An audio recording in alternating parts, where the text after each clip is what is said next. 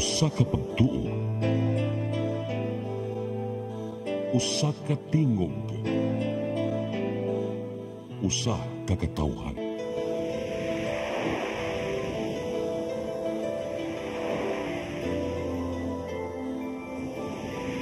Cebu Catholic Television Network.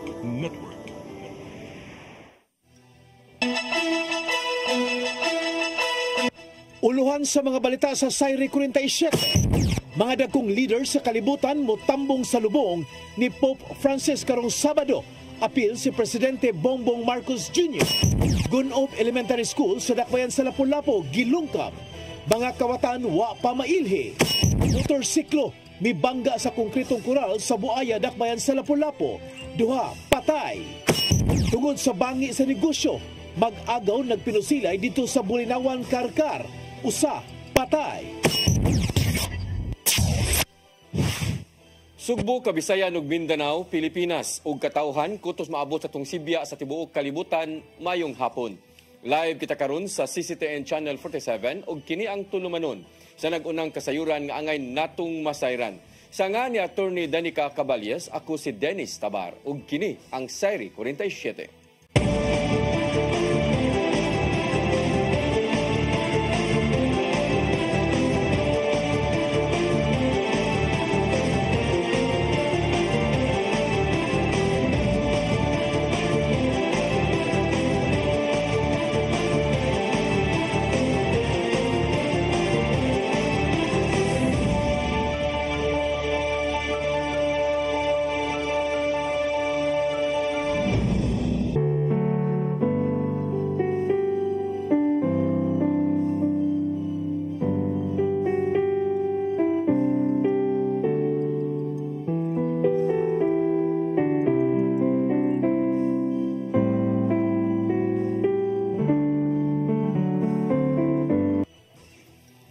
Karon sa kompletong detalye sa atong mga balita, pipila ka mga leader sa kalibutan gikatakdang mutambong sa lubong ni Pope Francis karong Sabado sa Vatican City. Apil sa mga musaksi mao nga seremonya si Presidente Bongbong Marcos Jr. Ang kasayuran ihatod ni Gian Navarro. May padangat ang managlaing mga leader sa kalibutan nga manambong sumaabot nga lubong ni Pope Francis sa Roma karong Sabado. Pipila nini mao silang US President Donald Trump, United Kingdom Prime Minister Keir Starmer, Argentinian President Javier Milei, Ukraine President Volodymyr Zelensky ug French President Emmanuel Macron. Apil usab sa mga manambong ang habig sa Britanya diin present si Prince William, isip representative sa amahaniyang si King Charles III. Musaksi usab sa mong seremonya si Presidente Ferdinand Bongbong Marcos Jr. dito sa Vatican City. Sumapa ni Palace Press Officer Undersecretary Claire Castro nga mukuyog usab sa mong kalihukan si First Lady Liza Araneta Marcos. Gawas sa mga world leaders ug ubang VIP, dag sa unusab sa libuan ka mga Katoliko ang giatangang lubong ni Pope Francis o Cardinal Jorge Mario Bergoglio karong Sabado alas 4 sa hapon oras sa Pilipinas. Ipaigayon ng funeral mass sa St. Peter's Basilica ug panguluhan kini ni Cardinal Giovanni Battista Re, ang Dean sa College of Cardinals. Himunusab nga yano ang seremonya sa paglubong sa patayng lawas ni Pope Francis sa Basilica of St. Mary Major. Samtang nakahigayon ang katawhan sa pagsaksi o pagtahod sa katapusang higayon ang patayng lawas ni Pope Francis sa Vatican City. Gihimo ganiyang alas 3 sa hapon ang pagbalhin sa patayng lawas gikan sa Pinoy-anan niya sa Casa Santa Marta paingon na sa St. Peter's Basilica. Gwardyado hinuon kini sa mga security nga gibutang sa mong dapit. Isip pagsanong sa nimong request sa Santo Papa, gibutang siya sa lungon nga hinimo sa kahoy ug adunay rosaryuhan ang iyahang kamot. Gian Navarro, CCTN News.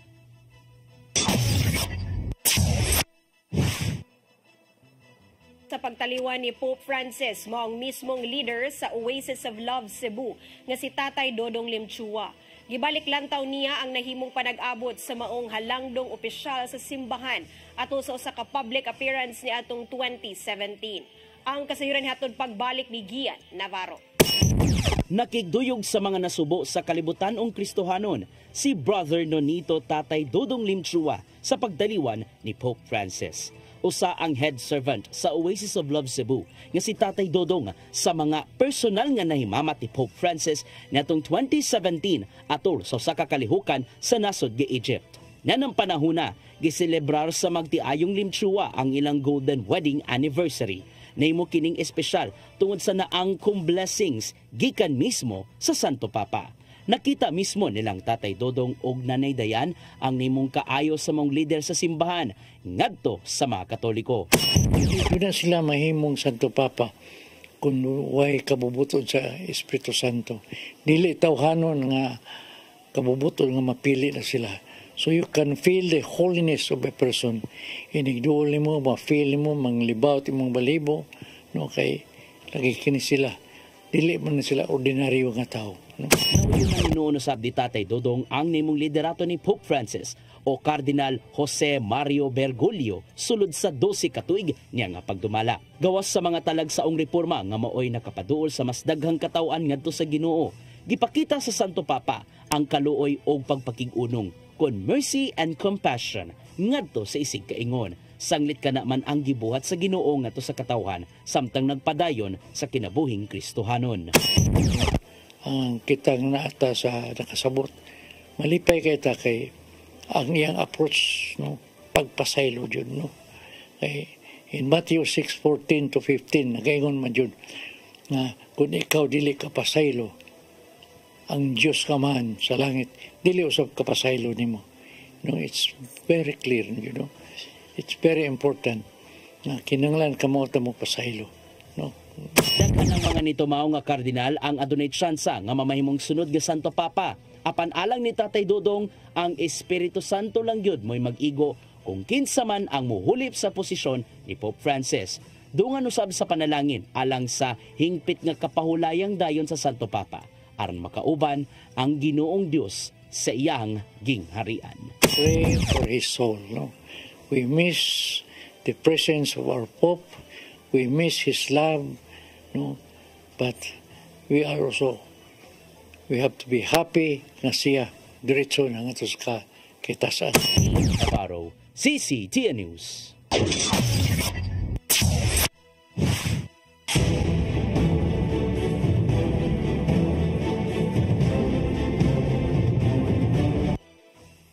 Pipila ka mga negosyo sa siyudad sa Mandawi nagtinguha nga ma-exempted sa liquor ban sa Commission on Elections atol unya sa eleksyon. Ang Comelec Region 7 nagkanayon nga ang mga establishmento nga certified sa Department of Tourism lang ang mamahimong maka-apply og exemption. Ang kasayuran ihatod ni Mary Rose Sagarino. Dili mo minus sa duha ka mga establishmento ang niduol sa Mandawi City Business Permit Licensing Office aron mangayo og katinaawan sa liquor ban sa Commission on Elections. Matud ni Attorney Walter Shane Lumbre, ang Operations Division Head, nga usa ka bar ug usa ka hotel ang nagtinguha nga ma-exempted sa liquor ban. Apan matud ni Lumbre nga gipasabot niya ang maong mga negosyo nga ang Comelec lang ang adunay otoridad paghatag og exemption hilabi na alang sa eleksyon. Ngayon sila exemption kay basically naiuban nga gusto magpa-exempt kay nakasuway na daw sila last time. Okay. O exemption nya ang certification dili man with the BPLO, it's with the Comelec man. I-respect man namo ang power ni Comelec as the commission nga mag-regulate sa election. Si Attorney Francisco Pobe, ang Regional Director sa Comelec Region 7, nagkanayon nga base sa Comelec Resolution, ang establishmento nga certified o accredited sa Department of Tourism lang ang mamahimong maka-apply sa exemption sama sa resort. Giklaro usab ni Pobe nga kung mahatagan og exemption, mamahimo lang ibaligya ang ilimnong makahubog ngadto sa mga lagyaw nga turista. Ang liquor ban ipatuman gikan Mayo 11 hangtod 12 human sa eleksyon. Gidid-an ang mga tanang tindahan nga magbaligya og mga ilimnong makahubog. Ang purpose ana is to avoid any number one, disruptions of the proceeding by reasons of intoxications of the residents that will cause disturbance. Ikaduha, it will also spill the tranquility of the process, and then of course it will also adhere to the sanctity of the activity of that day. Mamahimong makasuhan og election offense ang makalapas ni ini lakip na ang mga individual nga masakpan. Sa mga establishmento nga ganahan mo apply, mamahimong mo bisita sa Comelec website og pilion ang kategorya nga exemption sa liquor ban.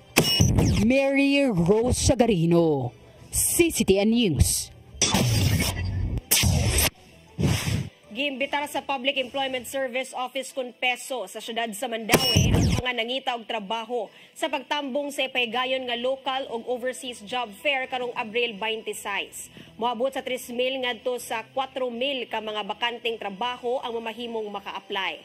Matod ni Mussolini Soliva, ang pangu sa Peso Mandaue, nga 38 ka kumpanya ang musalmot nga adto himuon sa Mandaue City Sports and Cultural Complex.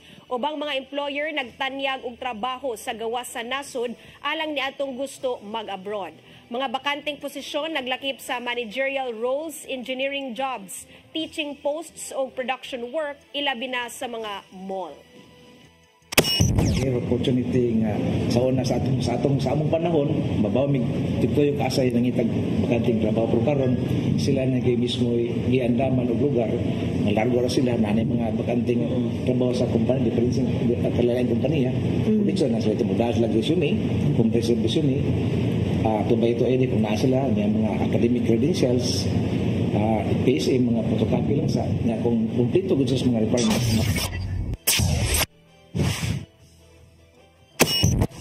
Mosunod, Gunob Elementary School sa Dakbayan sa Lapu-Lapu, gilungkap. Mga kawatan wa pa mailhi. Kana og daghan pa mga balita sa pagbalik sa Sayri 47.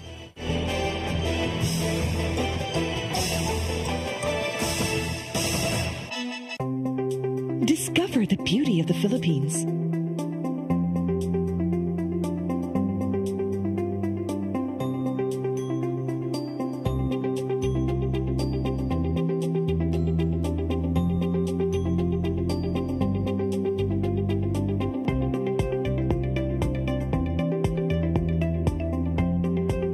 With Philippine Airlines, the country's flag carrier.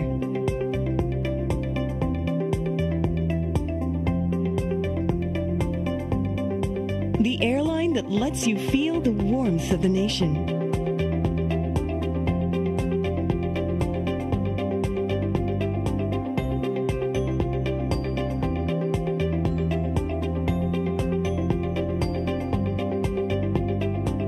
Mabuhay!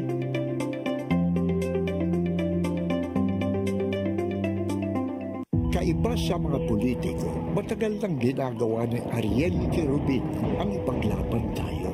Kahit sariling buhay inaalay. Ngayon, iba ang laban. Pero tuloy ang misyon ni Ariel Querubin, ang ipaglaban tayo. Kung medalya ang sukatan at hindi pera, si Ariel Querubin ang ating bayani na karapat-dapat sa Senado. Pag may Ariel Querubin sa Senado, may bayani tayo sigurado.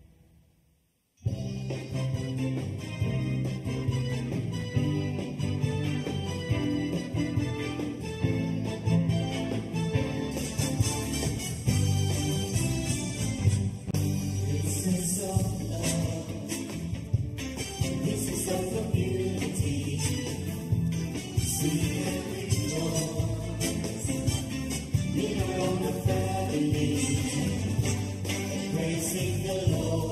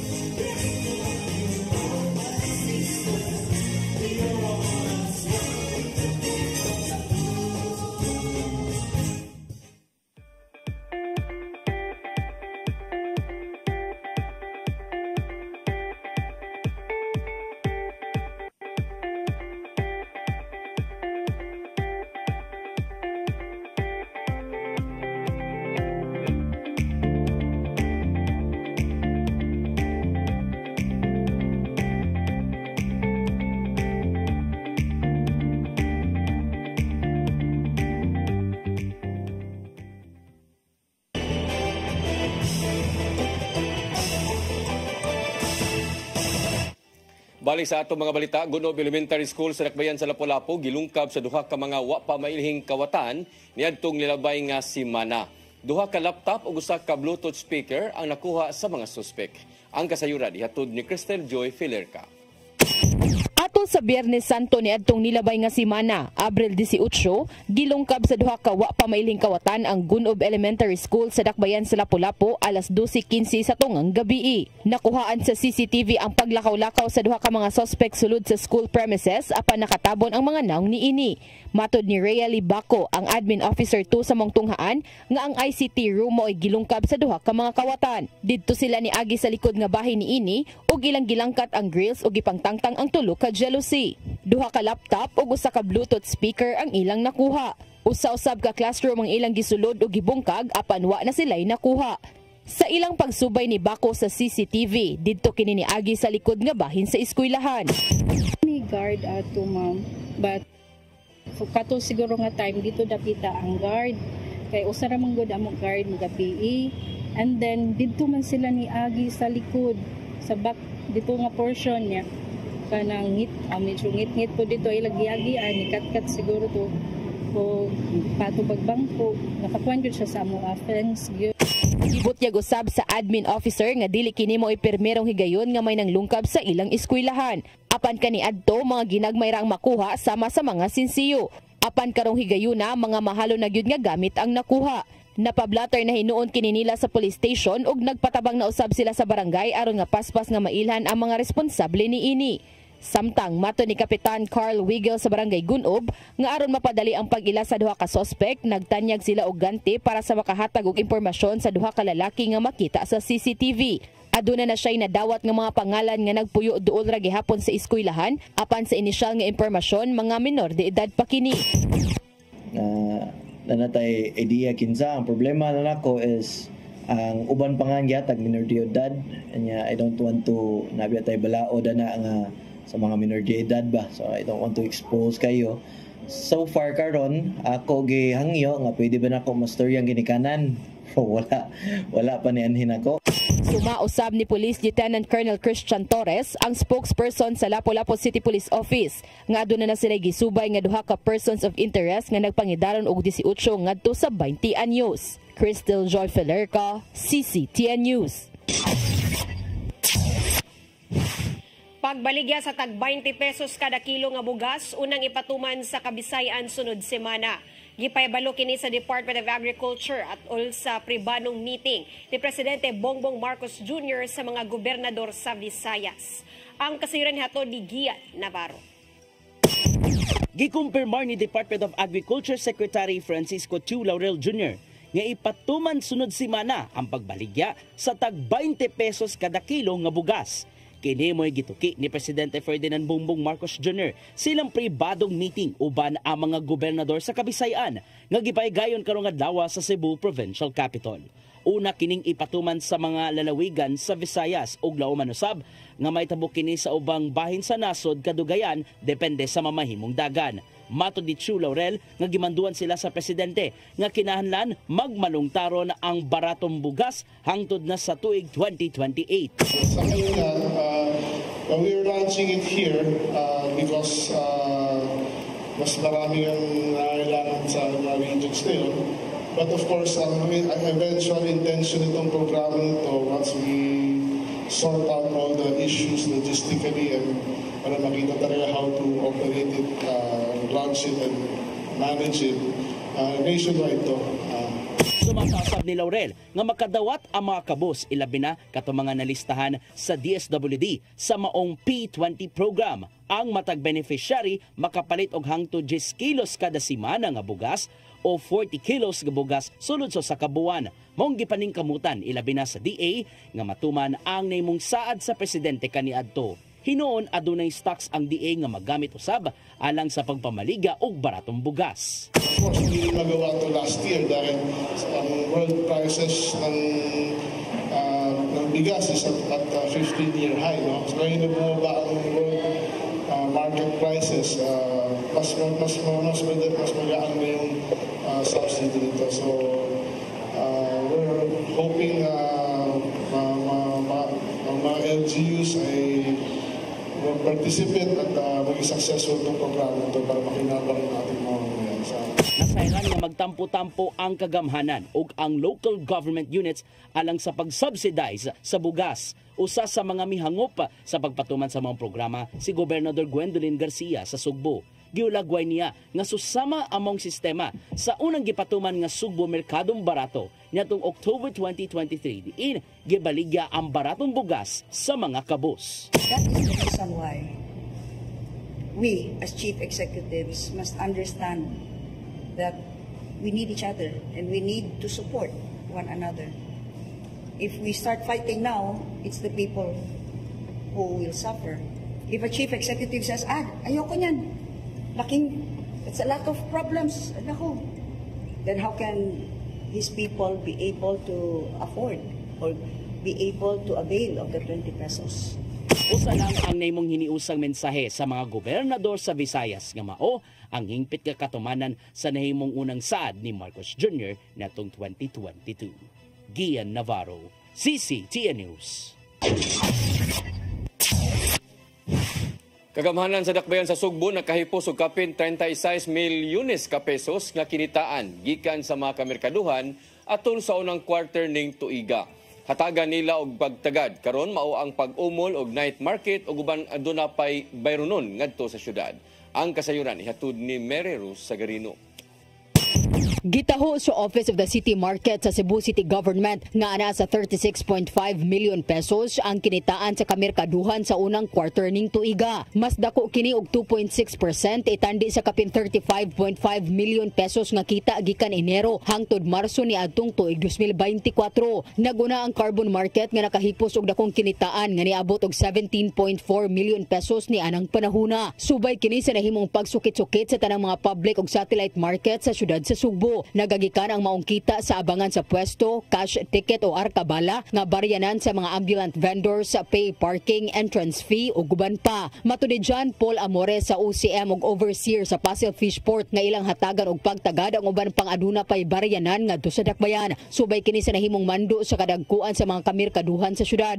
Gipadayag usab ni Amores nga laing nakapuno sa ilahang koleksyon mao ang striktong pagpatuman sa saktong appraisal sa mga moabot nga produkto sa carbon market. Samtang adunay plano ang OCM nga magbuhat og night market sa pipila ka mga merkado sa dakbayan aron makakuha og dugang pangkinitaan.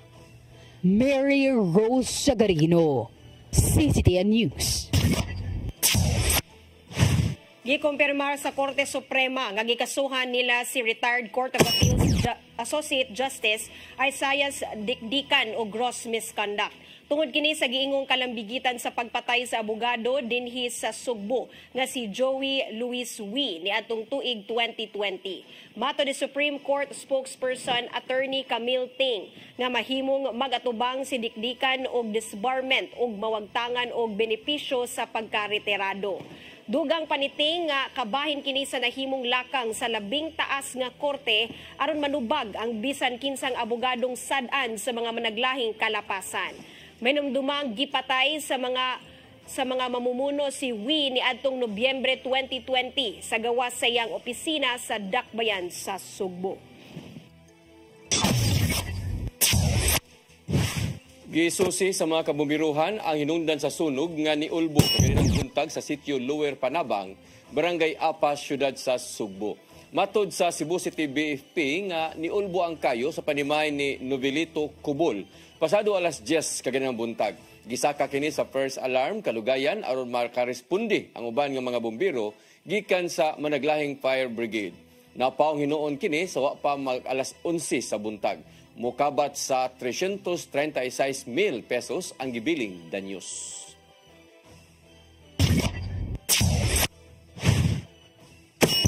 Mosunod, motorsiklo mibangga sa konkretong kural sa Buaya, Dakbayan sa Lapu-Lapu.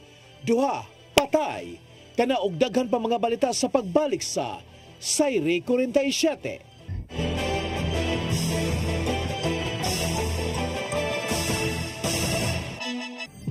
Ito ang programa kung saan magko-collaborate ang ating mga ozone na doctors para ibahagi ang kanilang kaalamang medikal. I believe with all my heart that the Lord is allowing us to understand that He's the one who are extending this life, and we have to take care of our body. Yes. Matag episode, among ipaambit ninyo ang mga healing testimonies. Everyday, pag gising mo, iisip ko kung ilang taon na lang yung nakatagal ko o yung ganun. This is your path to a new start. OzoMed Wellness Clinic New Start. Napapanood every Saturday, 8 to 9 a.m. Og ang replay airing matag Miyerkules, 1:00 hangtod 2:00 sa hapon. Dinhilang sa CCTN Channel 47.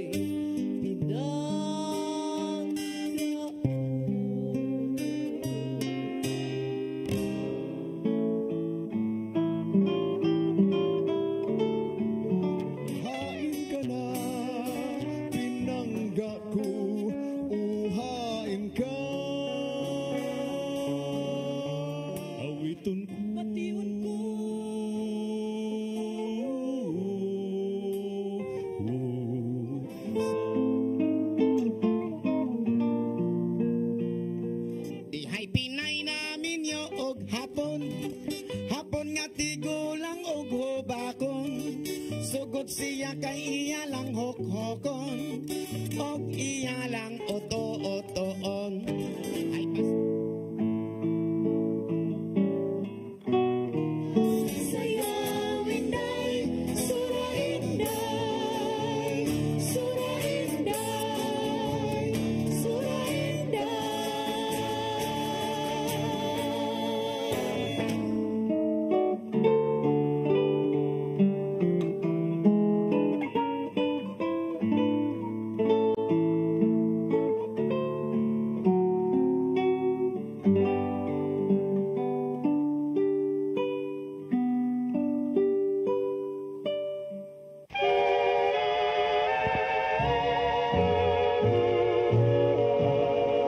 Mariano Jesus Cuenco. Natao niadtong Enero 16, 1888 sa lungsod sa Carmen, Cebu. Nagtungha sa Kolehiyo Seminaryo de Cebu ug mikuhag kursong abogasiya sa Eskwela de Derecho. Si Mariano Jesus Cuenco nahimong miyembro sa Philippine Assembly niadtong 1912 hangtod 1916 ug 1925. Napiling kongresista ug Speaker of the House of Representatives niadtong 1922. Napiling gobernador sa Subo niadtong 1928 ug 1931. Nahimong senador niadtong 1941 ug chairman sa Blue Ribbon Committee atol sa termino ni Presidente Carlos P. Garcia. Si Mariano Jesus Cuenco pagitan usab nga magsusuwat ug editor sa usa ka pamantalaang kinatsila, ang El Precursor. Gipasinunggan sa Spanish government o Grand Cruz de Isabela, La Católica. Siya usab ang nisuwat sa mga artikulong Republikang Pilipinhon, Kodigo o Roma. Si Mariano Jesus Cuenco mipanaw niya itong Pebrero 25, 1964. Habang naging nasugdan, ipadayon sa iyang mga anak o mga apo na kasamtangang ana sa pangagamhanan. Mariano Jesus Cuenco. Karbo sa Subo. Subo ano ni?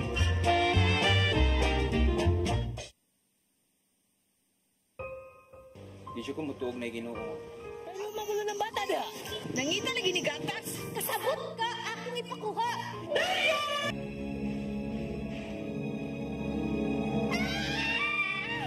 Ug naa sa unang Timoteo 3:15 nga ang iglesia sa buhi nga Dios mao iyang panimalay ug mao ang haligi ug sugaranan sa kamatuoran.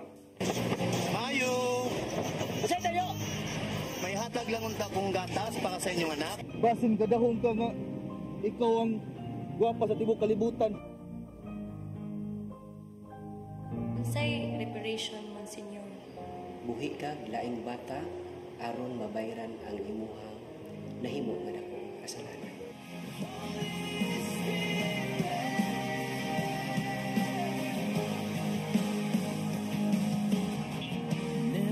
Pero kanato ang nagduda kung doon na bagay Ginoo o wala.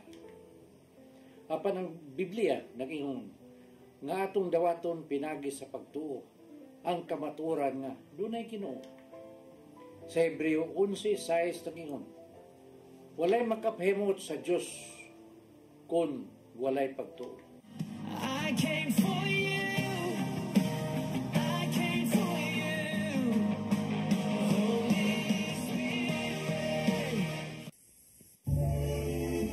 Ben Zubiri, kompositor, artista sa bantawan, pelikula o radyo. Mas nailhan sa ngang Iyo Carbo. Si Ben Zubiri ang isuwat sa way kamatayong awit Matod Nila.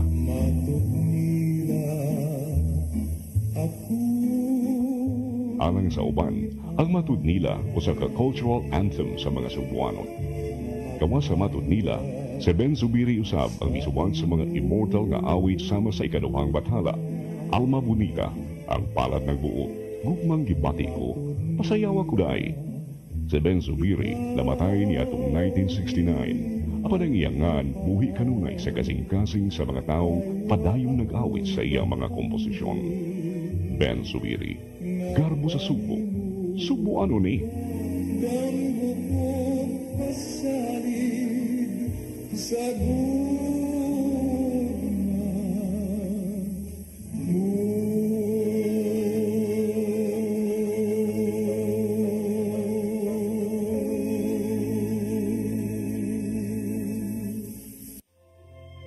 ang kinabuhi puno sa hagit. Sugpila ka, Dri, ha? Ay, pag-inalte! Magdita ka! Puno sa pangutana.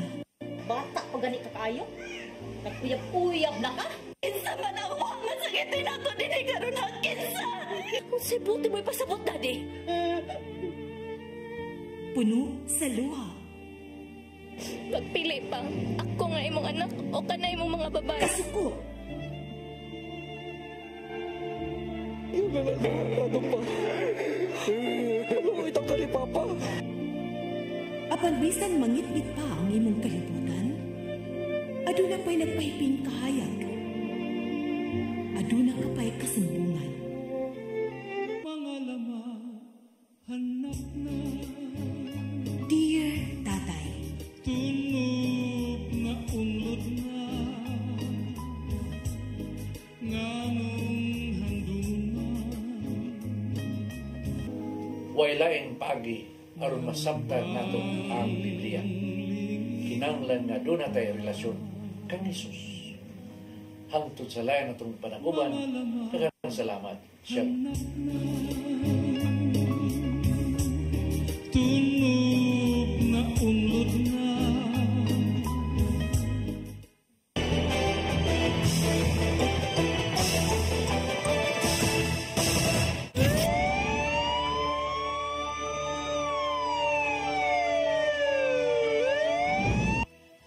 Balik sa atong mga balita, patay ang usa ka motorista ug angkas niini. Human sila na bangga sa konkretong koral sa usa ka water refilling station sa Barangay Buaya, Dakbayan sa Lapu-Lapu.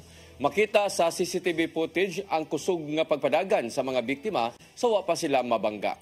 Ang kasayuran ihatod ni Cristel Joy Filerca. Patay nang nadangat sa tambalanan ang usa ka motorista og angkas niini human mabangga ang ilang gisakyang motor sa concrete wall sa usa ka water refilling station sa General Aviation Road, Barangay Buaya, Lapu-Lapu City, alauna 24 kaganihang kadlawon. Ang driver sa motor giila nga si Charlemagne Braille Dico Caplaya, 25 anyos, taga Barangay Babag. Samtang ang angkas niini mao si John Brett Versosa, 25 anyos, nga taga Barangay Basak. Makita sa CCTV footage ang kusog nga pagpadagan sa mga biktima sa wa pa kini mabangga. Niresulta kini sa pagkasangit sa ilang gisakyang motor ngadto sa koral ug tungod sa kakusog sa impact nalamba sa semento si Caplaya ug Versosa. Matod ni Police Lieutenant Colonel Christian Torres, ang spokesperson sa Lapu-Lapu City Police Office, nga posibleng wa na makakontrol ang driver. Kuan siguro to na utangan sa kontrol sa iyang bila kung diri kusog sa iyang kuan gipadagan. Then dito na siya ni bangga sa koral sa balay dito. nakita na ito, nagis balo, kailangan ito. Dugang paniya nga naghelmet hinuon ang mga biktima apan nga buak kini tungod kay dili usab mga standard ang ilang gipanggamit. Base sa investigasyon sa kapulisan, gikan nag-inom ang duha ka mga biktima. Crystal Joy Felerca, CCTN News. Duha ka mga most wanted person nga dunay kasong estafa o pangpanglugos nga walay gitugot nga piyansa na dakpan. Atol kay sa managlahi nga operation sa Tagbilaran City Police Station ni adtong Lunes. Ang kasiran hatod ni Arnold Bustamante.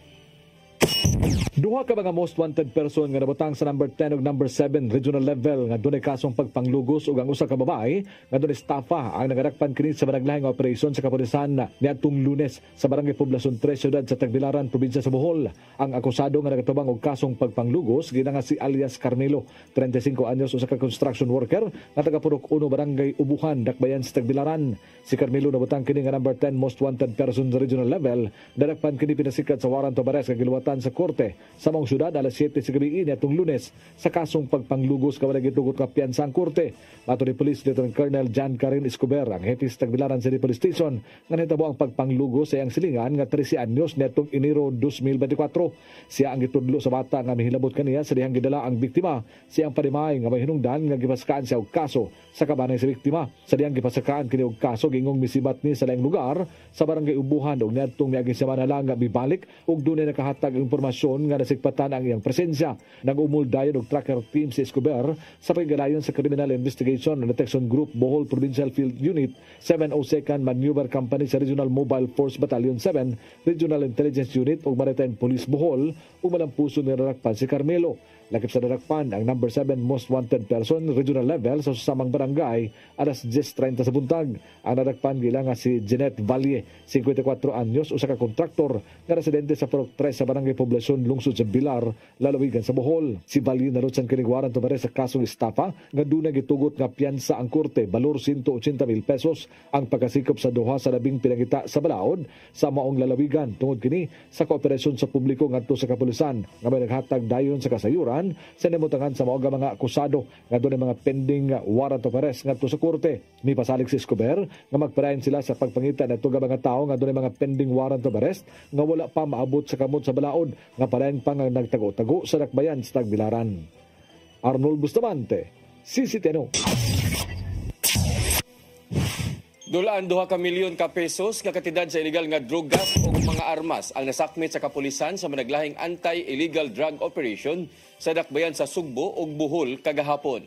Unang nadakpan ang ex-convict sa kasong frustrated homicide sa sitio Upper Carita ning Dakbayan sa Sugbo nga si Glenn Suaso Mago alias Yoyo, 39 anyos ug mulupyo ra usab sa mao nga dapit. Nasakmit gikan kaniya ang dakong putos sa gituoang shabu nga motimbang og 200 gramos nga mobalor usab og kapin sa 1.3 milyones ka pesos. Samtang nadakpan usab sa Inabanga Municipal Police Station ang 43 anyos nga pinter nga si Angelo Solis, taga Purok Mahugani, Barangay Palo, lungsod sa Luay, Bohol. Nakuha sa dinakpan ang 50 gramos sa gituoang shabu nga mokatidad og dulan tunga sa milyon ka pesos ug mga armas. Giandam na ang kasong kalapasan sa Republic Act 9165 o illegal nga paghupot og armas o kalapasan sa Kumili Ganban.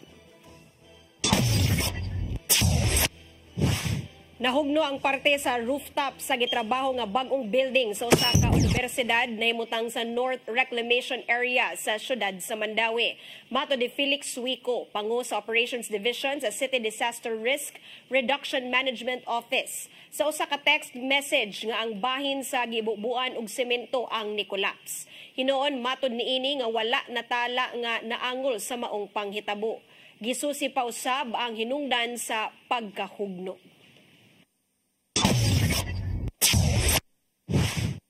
Tungod sa bangi sa negosyo, nagpinusilay ang mag-agaw kagainang buntag dito sa proper Barangay Bulinawan, siyudad sa Karkar ug usa ang nakalas. Ang namatay gila nga si Nachumi Dayundon alias Tisoy, 34 anyos, nga napusilan sa iyang igagaw nga si James Ali Garbis, 33 anyos, minyo og taga Barangay Guadalupe, Dakbayan sa Karkar. Giingon nga ang mataghabig wa gyud magkasinabot nga misangpot ngadto sa pagpanghulga. Hinoon palawman pa nila pagmaayo ang investigasyon sa mao nga kaso. Gitug-an nga ang biktima na priso na kaniadto sa Karkar Police Station tungod sa kasong pagpamaligya og illegal nga drugas. Apan nakagawas kini human gikatahong nakabutang og piyansa. Samtang ang suspek usab ka drug personality sa maong syudad. Mao kadto naglangkob sa atong mga balita sa Sayri 47. Ako si Dennis Tabar. Ako si Danica Caballes, sangton ugma sa inyong paboritong tulumanon. Sayri 47.